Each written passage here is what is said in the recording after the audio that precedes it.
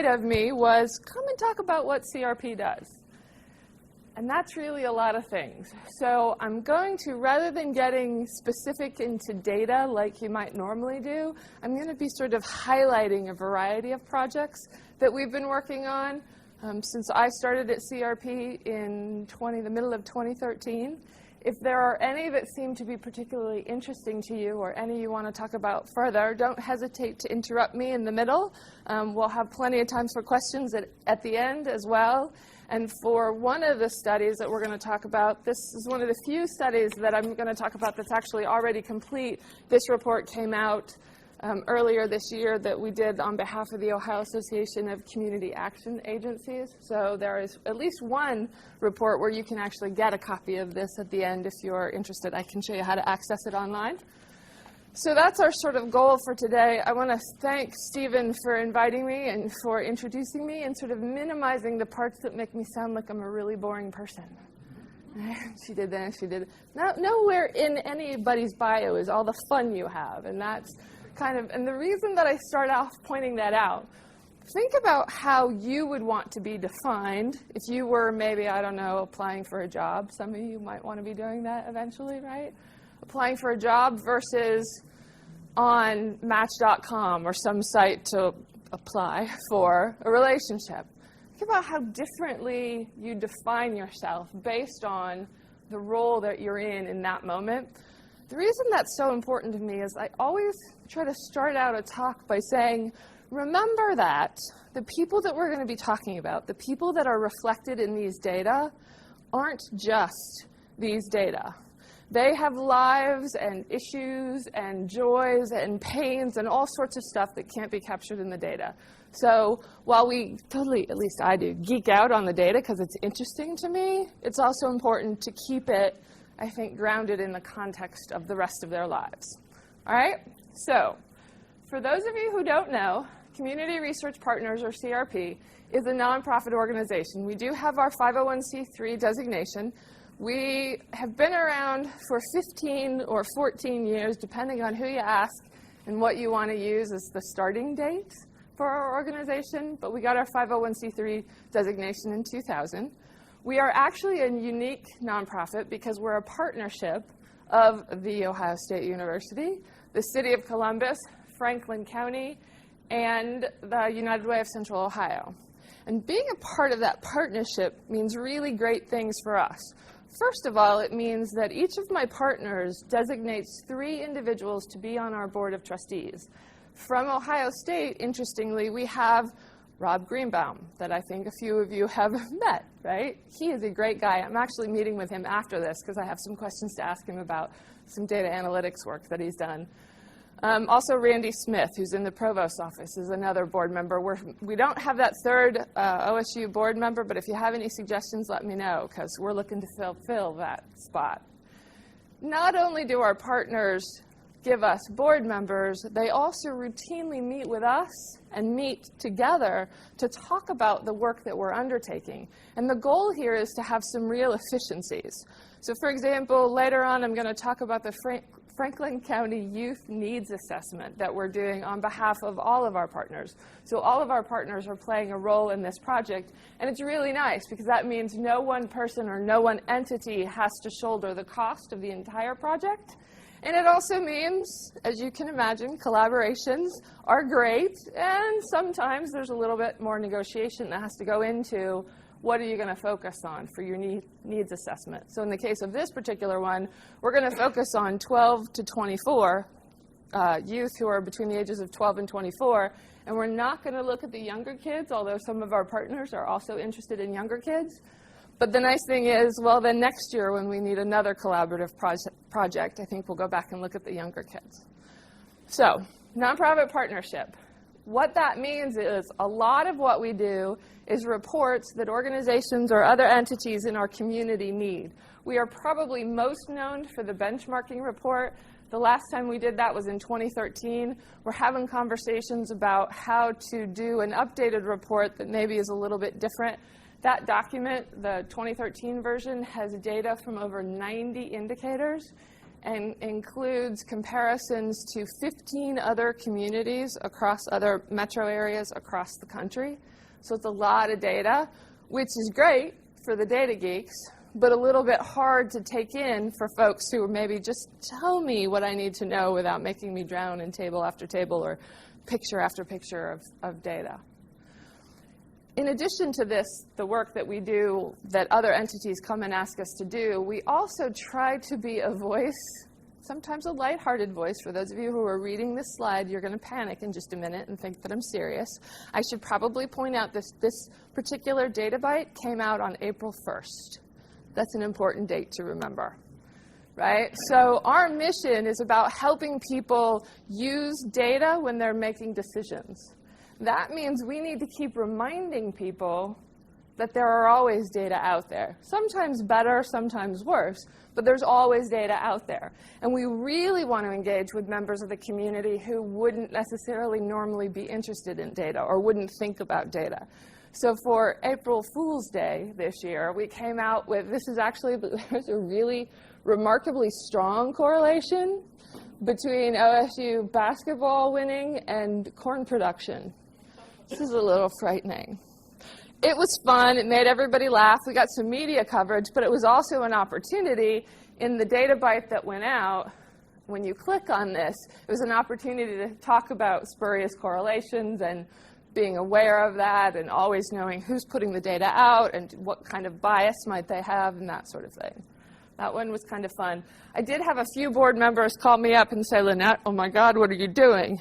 Because they hadn't remembered that it was April 1st. So good thing to remember. We do, a lot of times, the data bytes, that's what we call these when we send out a piece of data to get conversation started. A lot of times it's an organization has come to us and said, we'd love to engage the community in a conversation about a particular issue, and we want it to be data-driven, so can you help us? So for example, we had Action for Children, which is a youth organization, youth-focused. They're focused on making sure that there are significant numbers of providers for early childhood and helping parents get referrals to whether it's center care or family home care for their young children, to look at how in Franklin County alone, the shortage we have of those early care providers, right? And then what does the follow-up conversation need to be about why is there such a shortage, and what can we do as a community to address that shortage, right? So sometimes those data bytes come from ideas that people have brought to us. This is a recent data byte that we put out. I've gotten more calls about this one than anything else we've put out in the last 2 years. It turns out that there is no official definition of what a suburb is. Wouldn't you think, as much as we talk about, at least in my world, we talk about the difference between the urban core and suburbs versus, urban, suburban, and rural. There's no official U.S. definition of what a suburb is. So one of our researchers took some data that Trulia has come up with to say if their definition, if what they take into account what means urban versus suburban, this is what a map of Franklin County looks like, or the city of Columbus, actually. He limited to that. And the areas that are blue in the map are considered urban by this definition, and the areas that are green in the map are considered suburban. And we are, if you've been in Columbus long, you won't be surprised, we're right in the middle, right? We're about half and half compared to, this is Chicago, which is 100% urban, and this is Nashville, which is 82% suburban. And if you want to see copies of these so you can look at the data more in depth, you can find them all on our website, and I'll show you that in a minute. Interesting. I'm seeing some nodding heads like, oh, that's cool. So I don't want to go too fast. This was one we sent out just, I think in August, when we had, in Ohio, we had the tax-free weekend where you could buy, I think it was clothing up to $75, each item up to $75, and school items up to $20 for each item, and not pay state tax. And we wanted to make people aware of that, but also to give them some data related to that so that they could see what kind of savings there might be. So these are data that are put together, the monthly consumer survey. all sorts of data out there. That's really one of the best parts about this is a lot of people don't know that these data are collected, and you can get this information on a regular basis. All right, so from a few reports. So again, the data bytes are meant to start conversations. So it's a snippet of data, and I think our best data bytes are ones where folks go, wait, I have a lot of questions. Well, yes, that's what we're hoping. We're hoping you have questions about the data. We're hoping you have questions about what it means, what the potential impact could be, all of that. When we do reports, we're trying to come up with something that's a little more thorough. So I'm going to start with this State of Poverty report. This is actually the second one that we've done for the Ohio Association of Community Action Agencies, or OACA. They were interested, for 2014, they were interested in looking at poverty. Because, and I would like to just point out, in a room full of graduate students, and you all look so young and healthy, I myself am in fact not old enough to remember when we first declared the war on poverty. Get that out there. But I'm a lot closer to it than you guys are. We said, all right, well, what can we look at in terms of what's happened over the last 50 years, how we look at poverty and all of the things that affect poverty. And I've actually marked a couple of tables because I never get all the numbers exactly right. This is giving folks, as an initial teaser, just the difference between costs in 1964 as they relate to costs in 2014. So for example, a first-class postage stamp was 5 cents. In 1964, by 2014, 49 cents. That doesn't seem too bad, really. But then you look at a movie ticket, 93 cents compared to $8.15. Who goes to movies anymore? It's way too expensive, right? So that was a way to just sort of start to introduce the idea of costs and how costs for different items may impact different families differently. When we think about poverty, the other point we wanted to make, people tend to, when I talk to people or when I'm giving presentations for people who don't do health and human services work, that type of thing on their own, there's this sort of general belief out there that people who live in poverty were born in poverty, live their entire lives in poverty, and die still living in poverty. If we talk about poor people out there, like they're some sort of category of, I don't know, unique individual that experiences life this way. And in fact, part of that comes from the fact that we talk about the official poverty rate as being 16%. But that's kind of an amalgam of a couple of different things. And so the census has been doing these 3-year longitudinal studies.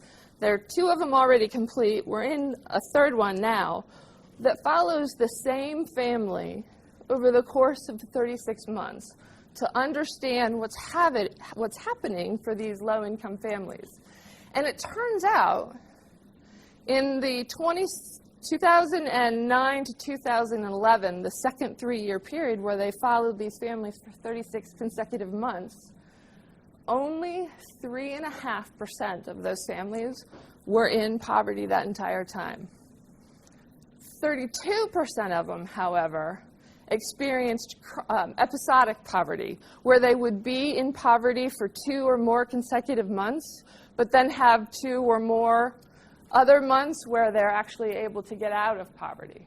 So it's those families who are sort of living on the brink, where a significant car expense or a health issue might throw their finances into a loop, right? But they're not in poverty. It's not like they're born into poverty and they live in poverty and they die in poverty. That's really a tiny percentage. We think that's useful information because it sort of changes the face of poverty. At least that's our perspective. And then back to those costs. When we talk about people who are low income, a lot of times, and I am as apolitical as one can be given the job that I have, so I'm not trying to espouse one particular theory or another. But when you talk about, when you talk about what people can do to get themselves out of poverty, it's like get yourself more educated and get a job, and you'll lift yourself out of poverty. When you look at how expenses have changed, we have seen this dramatic, and I do realize that I'm standing in a building at The Ohio State University. I'd just like to point out, I got my undergraduate degree here, and I do adjunct teaching here in the psychology department, so, you know, OH. And I'm not at all dissing the importance of education, because I absolutely believe in it. But when you look at the skyrocketing costs of education, the second one here is healthcare, and then we have childcare. This pink line that looks a little like it's gone crazy is because it's gasoline, and, you know, if you've been paying attention to the pumps, you know how crazy that is. But I want to read you some of these percentages. Since 1964, the percentage change in the price of selected goods and services relative to inflation, right? 2,247% increase. For healthcare, it's an 869% increase in the relative cost. 679% for gas, 541% increase in childcare. So let's see.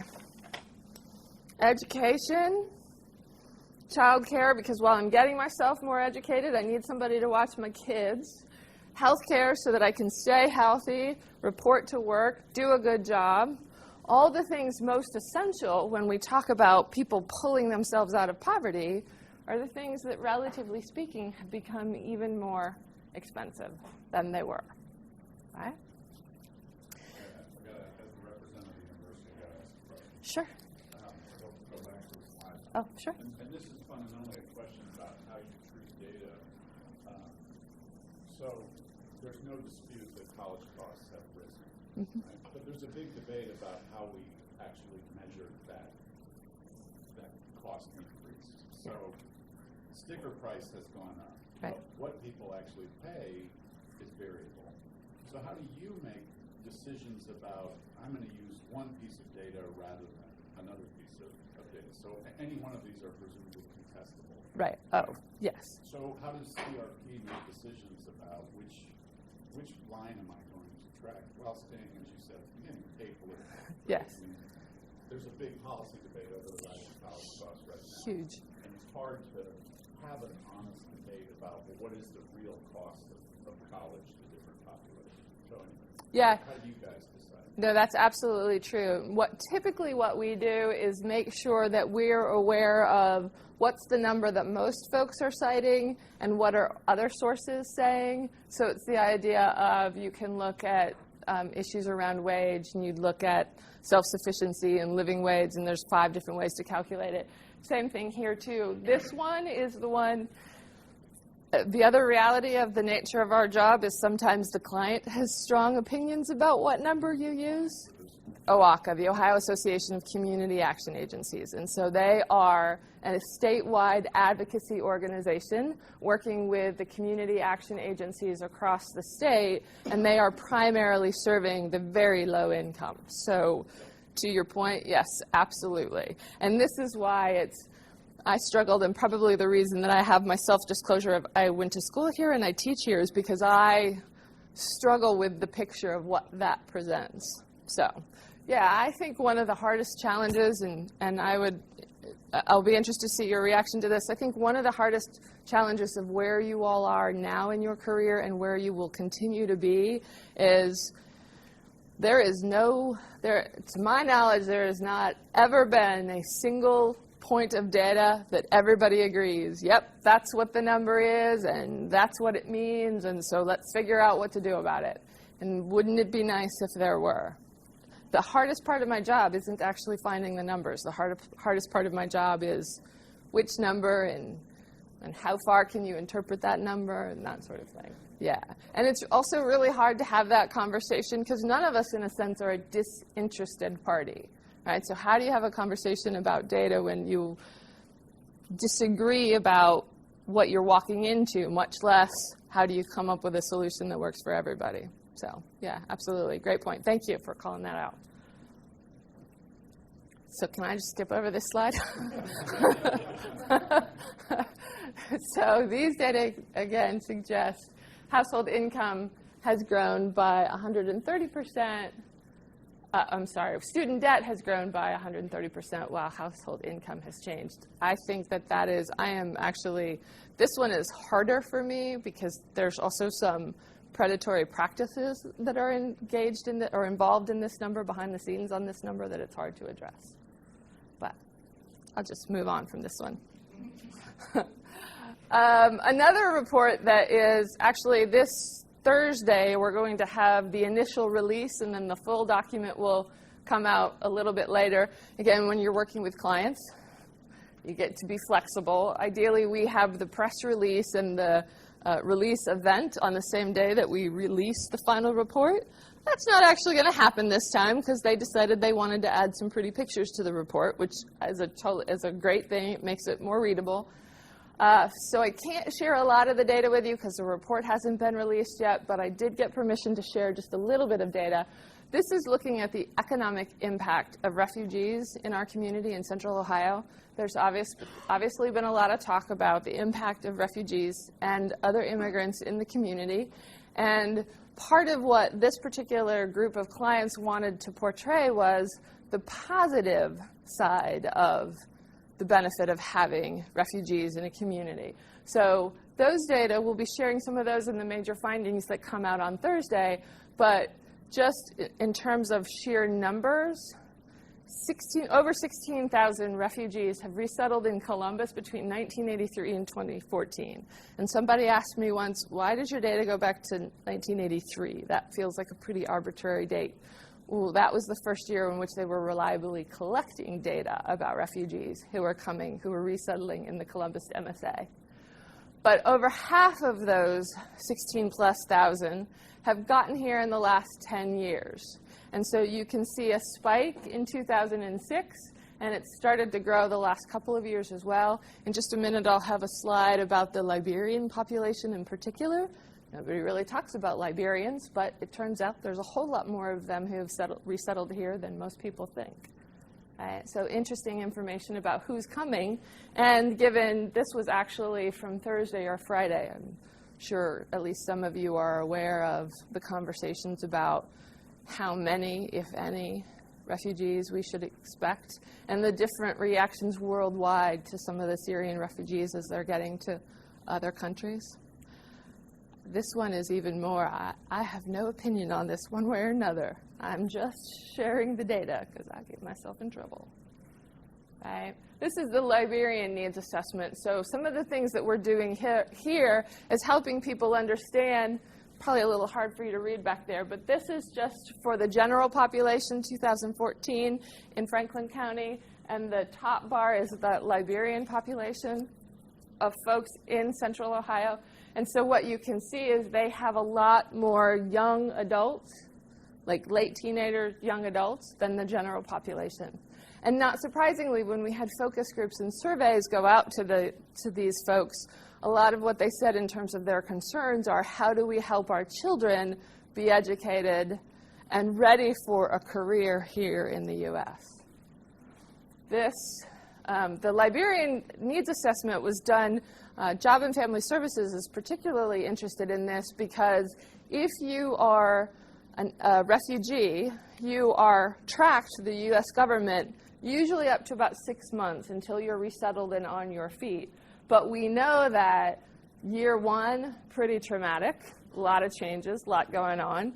Year two, start to feel a little more settled, start to gain the skills, whether they be language or commerce skills to get you employed in this country. But just because your country is not at civil war doesn't mean there's not a lot of trauma going on. So we start to see a spike during the first civil war in Liberia, but it was actually the time period between the two official civil wars where we saw the biggest spike in Liberians. And when you talk to them about it, it's because they were all really clear back at home that political unrest had not gone away and something bad was going to happen.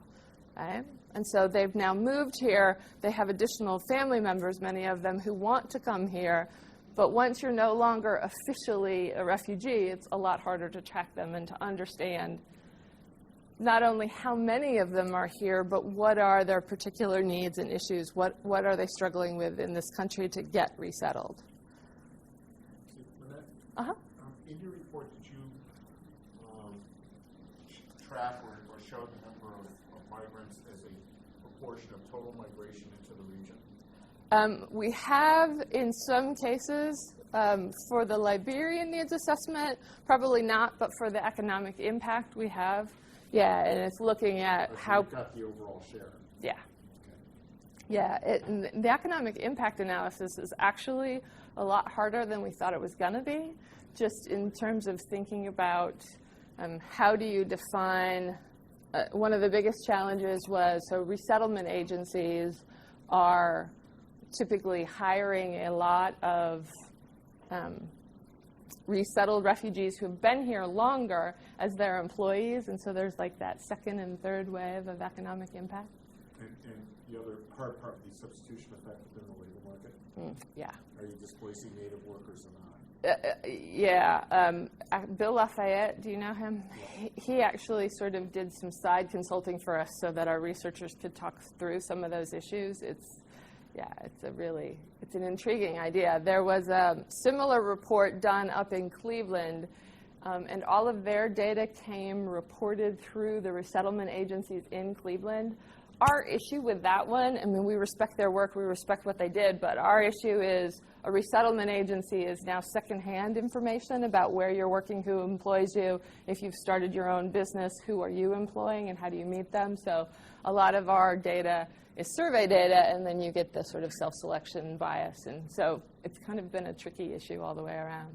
But hopefully that report will be out in the next couple of weeks. So we'll be interested to see people's feedback to the way we conducted the analysis.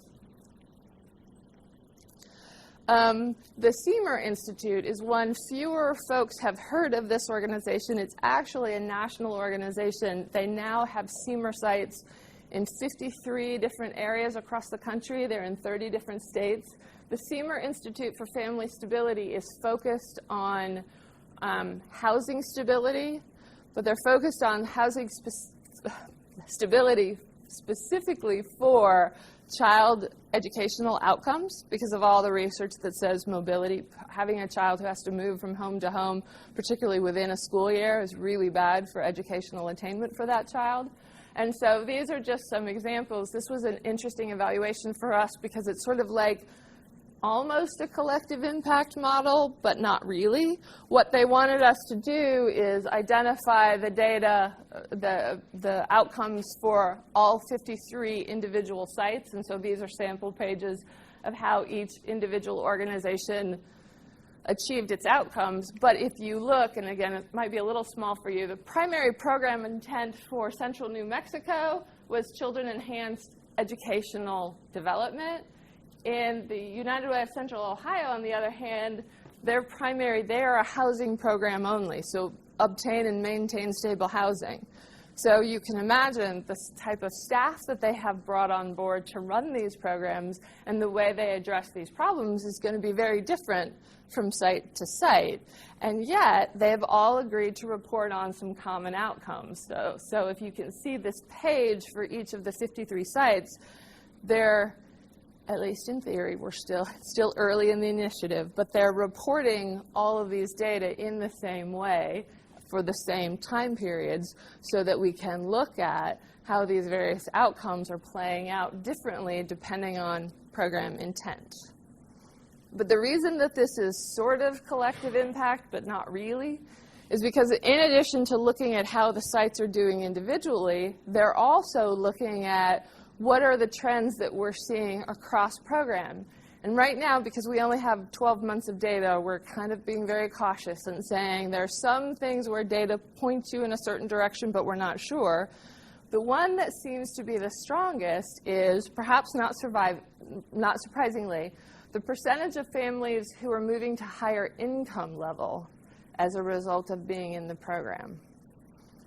So part of this is because some families are coming in with no income. And if you get them hooked up with benefits, obviously their family is increasing income. But some of those programs are workforce development programs where people are coming in and they're either employed part-time or underemployed at a full-time level, and so the program is helping them build skills and get over barriers that get them to higher wages. But regardless, the longer the program has been in place, the more successful they are. So there's some sense of it takes a while maybe to know what's going to work in your community and to build relationships with employers so that you can help your program participants get hooked to the right resources and to the right opportunities. Maybe. But why this is particularly interesting is it was actually a really controversial finding when we shared it with the 53 programs. Because to them, this sounds like we're saying innovation is bad. That's not what we meant at all, but that's what we heard. If you say the longer a program has been around, the longer a program's been in place, the more successful it is, and you're a program in New Mexico or wherever, and you've only been around for a few months and you're trying, or even a year, and you're trying new things, you hear that as anti-innovation, or at least the folks in the Seymour Foundation heard that as anti-innovation. So we're actually going down, the Segal Institute has an annual meeting every year. At the end of September, we're actually going down to be there and to talk with the folks, the service providers who are doing this work to say, how did you hear that that's anti-innovation, and what could we do differently to make this message clearer? But also let's talk about if the data are suggesting that the longer the program's been in place, it's more successful. I mean, we're not making these data up. You reported this. We're just putting it all together. So why could this be? And how can innovation and time in work together? Right? So it's never simple. Yeah? Isn't it possible, though, that newer programs just have a shorter timeline, so you might just be living the downward trend? So, like, if you have a newer program that's only 2 years old, you might just be picking up on, not as much of an increase. Like, it depends on when you cut and let's say the newer programs are all starting right around the recession, or, so I think it'd be really hard without a really good counterfactual to make the case that newer programs are. So Seymour itself hasn't been around that long, so all of these programs are year one starting with Seymour. So it's not that some of them have been, let me think about how to say this. I don't think I explained this very well. It's 10 years for everybody. Pardon? You have 10 years of data for every program? No. Oh. That's what we're saying. Oh. That some of those newer programs haven't been successful yet. I mean, if you look, and it's not even a scope. So some of the longer-term programs are bigger programs, but it's not a question. So their argument was, well, they just have more so that they can be more successful. And we're like, it was not a simple count. It was a percentage. Yeah, but there's some ups and downs. Right? Yeah. I'm just saying, if you take the last 2 years or 3, if the program has only been around for a short period of time, you might be hitting one of the overall economic trends. Yeah. I don't know. Yeah, so the line in the middle is the trend line, and that's what's looking at all the points. So yes, any one program, I guess you're saying any one program. 3 years of data for a particular Yeah. program, you're going to get idiosyncratic Yeah, behaviors. yeah.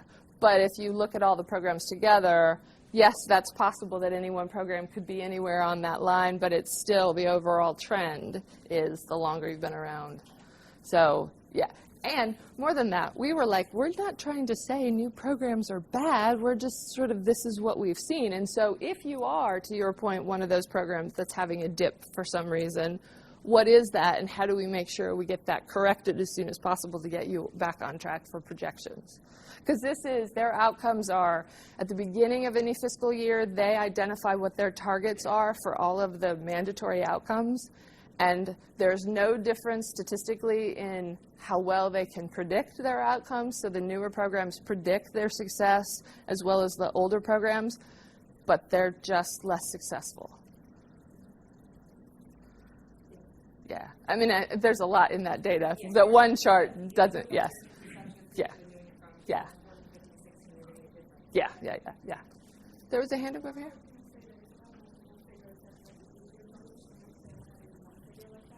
Pardon? I'm sorry, I didn't hear. If you can have multiple figures to describe the situation, it would be better. But having that one single figure is denouncing for all the efforts. If anything, any newer program should be using all the efforts of the other program as a starting point.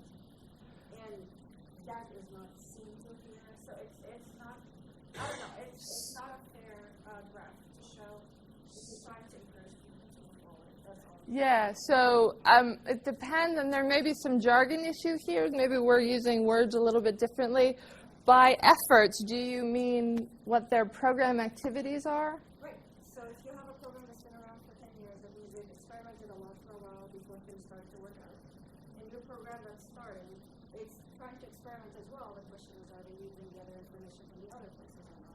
In which if you separate those first groups' initial attempts from those new groups' beginning attempts, then there's no comparison. Yeah, I absolutely understand your perspective, and I actually agree with you, but the reason that we didn't do that is because CMER intentionally, this is the sort of pseudo-collective impact, CMER doesn't want all the programs to use the same activities.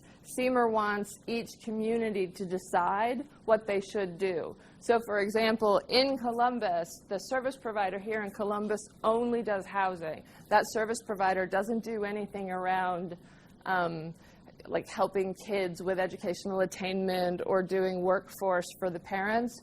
They report those things from their families because that's what they agreed to as a result of getting the CMER money. So they have the opportunity to share best practice around what's working, but they're not required to take on other programs' activities to increase their success. So part of it is a philosophical difference of, in some communities, they think our responsibility is to address housing, and if we can get stable housing for these families, they have other resources that we're not a part of that can help them with the other components.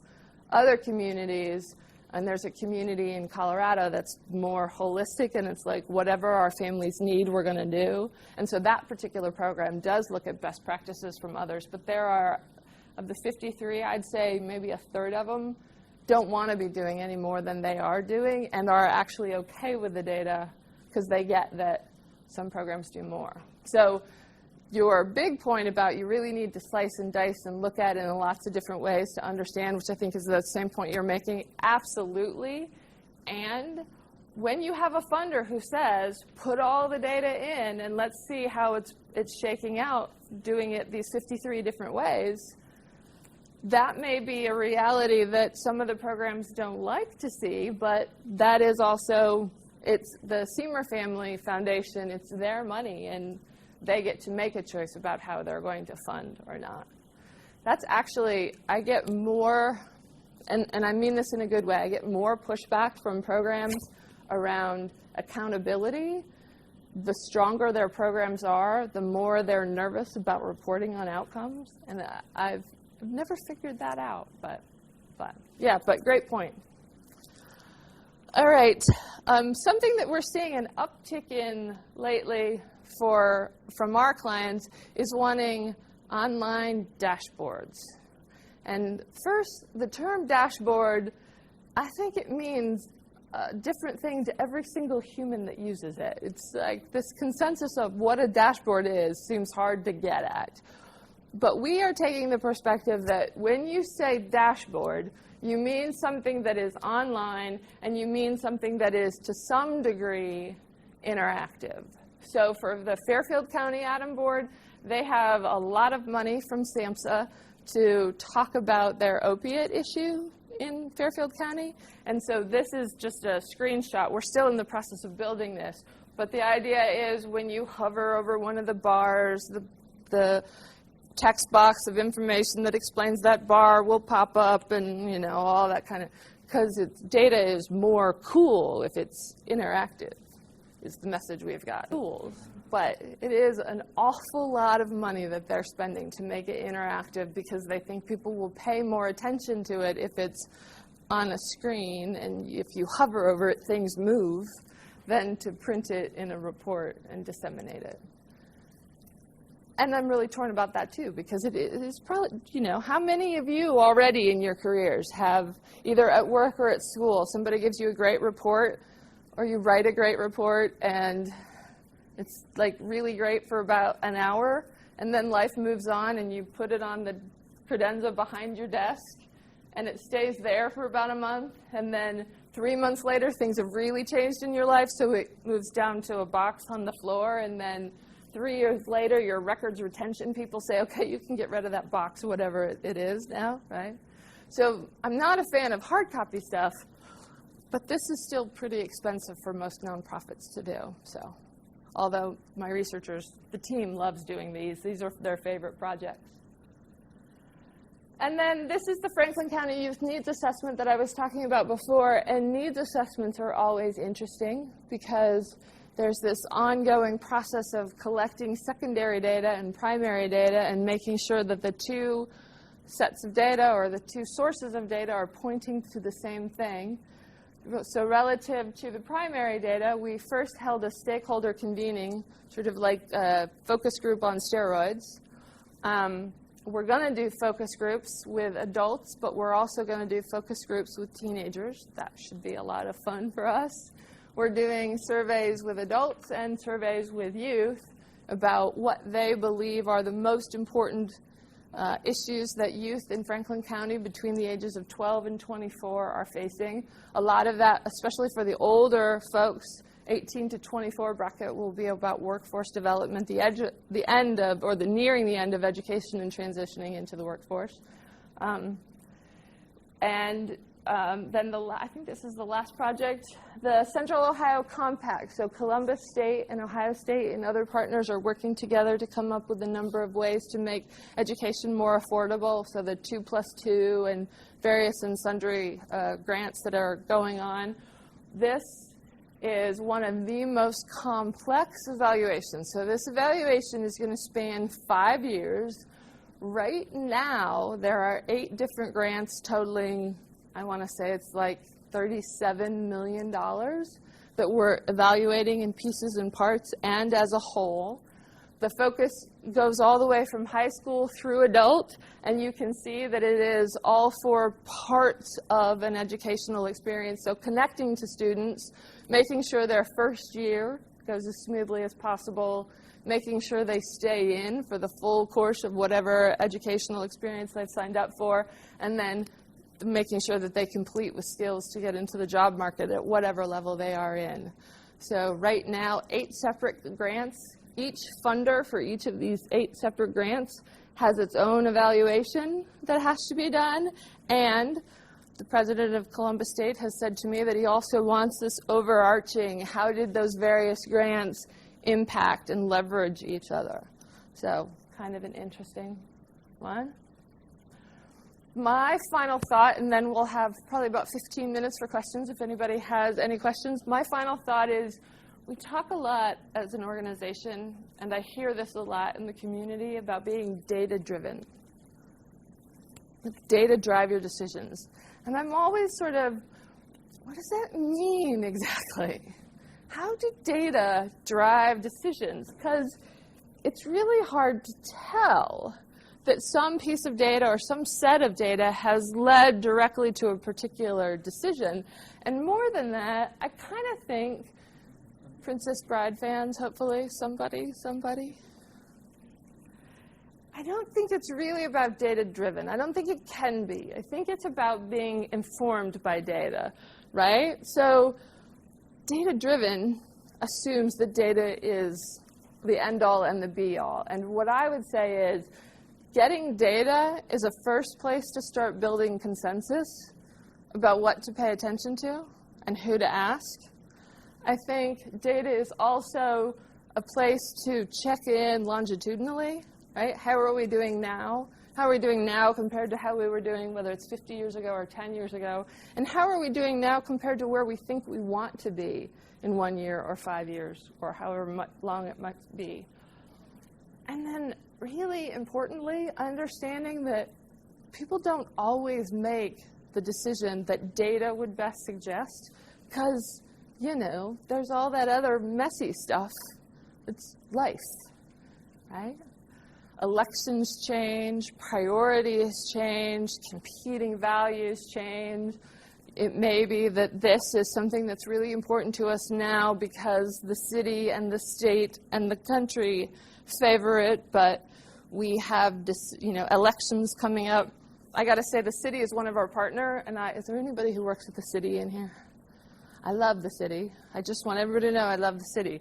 But right now, getting anything done with city partners is nearly impossible because nobody knows what's going to happen with the election, and there's no point in filling positions at the city to get work done. There's no point in doing a research project on this neighborhood because nobody knows what's going to be true months from now, right? So I personally would never advocate for data-driven decisions. I personally would advocate for data-informed decisions. Oh yeah, balance. I forgot my little end tag. All right, so that's it for the stuff that I would share.